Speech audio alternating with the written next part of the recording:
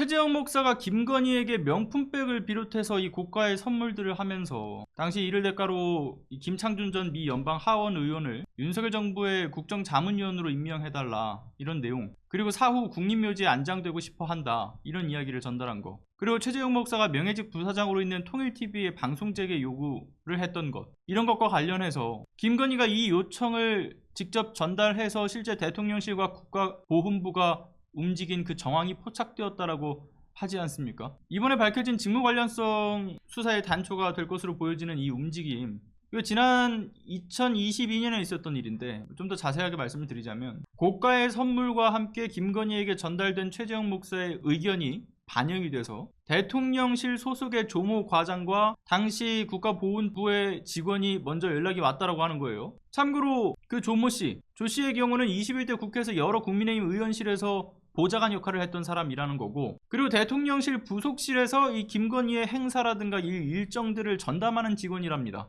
현재 근무 중이고요. 이 사람이 최재형 목사가 김건희에게 부탁한 청탁 처리의 핵심이라고 평가를 받고 있는 건데, 물론 결과적으로는 이 청탁에 대해서 해결해 드릴 수 없다, 불가능하다 이런 취지의 답변을 최재형 목사에게 전달을 했다라고는 하지만, 그러나 이렇게 김건희를 통해서 전달된 청탁이 대통령실 차원에서 받아줄 수 없는지 여부를 검토했다라는 것, 이게 굉장히 중요한 대목이고요. 또 그뿐 아니라 대통령실이 아닌 이 보훈부가 연결되어야 하는 어떤 국립묘지 안장권 등에 대해서 22년 10월쯤에 최재형 목사에게 조 과장이 직접 연결을 국가보훈부 사무관의 이름과 연락처를 보낸 메시지라든가, 당시 국가보훈부 사무관과 최재형 목사가 직접 나눴던 통화 녹음 파일, 이게 증거가 지금 현재 최재형 목사 측이 가지고 있는 것, 이것도 알려지지 않았습니까? 물론 국가보훈부 직원도 역시나 김창준 전 하원 의원의 경우에 그가 미국에서 정치자금법 위반 전과가 있기 때문에 안장은 불가능하다 이렇게 회신을 했다라고 하지만요. 그리고 여기에서 국가보훈부가 해명을 어떻게 합니까? 직원들에게도 관련된 내용을 다 확인해 봤다. 그런데 당사자로 보이는 사람은 없었다라고 주장을 했다는데, 그러나 앞서 말씀드린 것처럼 조 과장이 보낸 메시지와 그리고 또 국가보훈부 사무관으로의 어떤 그 최재형 목사와의 통화 녹음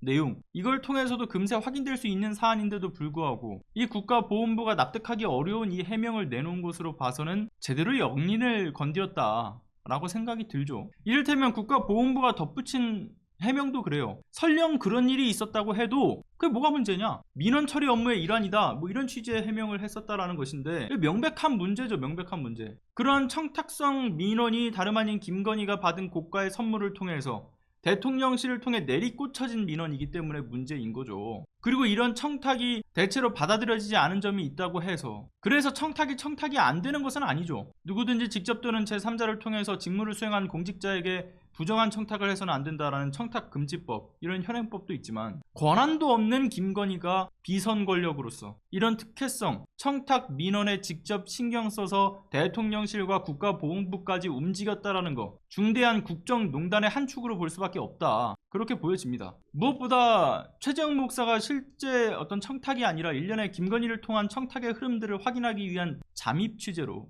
이 영상까지 남겨서 세간에 공개된 사건인데, 결국 실제로 그 청탁이 어떤 식으로 반영될 움직임들이 있었는지가 명확해진 정황과 증거들이 이거 빼박으로 드러난 거고요. 그리고 JTBC가 어제 단독 보도를 또 내놓은 걸 보니까, 이전에 22년 6월에 김건희가 봉하마을에 함께 동행했던 그 코바나 컨텐츠 직원 둘, 이 사람들이 명품백을 받을 때 현장에 있었다라는 것을 알 수 있는 그 영상, 이거 검찰이 확보를 했다라고 하죠. 최재형 목사 말로는 화장품을 줄 때 역시도 이 두 사람이 함께 했었다라고도 하지 않습니까? 이 둘이 김건희가 선물을 받고서 그 이후에 있었던 청탁의 과정들까지 그 내막을 잘 알고 있을 가능성도 매우 크기 때문에 여러모로 지금 김건희에게 있어서 악재가 겉대고 있는 거죠. 이렇게 밝혀지는 사실을 통해서 그 밖에도 넙죽넙죽 윤석열 말대로 박절하지 못해서 받아드셨다는 그 뇌물이 추가적으로 더 밝혀지길 기대가 되는 소식이지 않나 싶습니다. 전 이 소식도 개인적으로 정권의 몰락에 한층 더 가까워졌다라고 보여지는 그러한 흐름들이라고도 보고요. 진실은 감춰지지 않죠. 그 진실이 늦게 밝혀질수록 이에 대한 처벌을 받을 사람들의 양형의 기준만 더 높아질 뿐이라고 봅니다.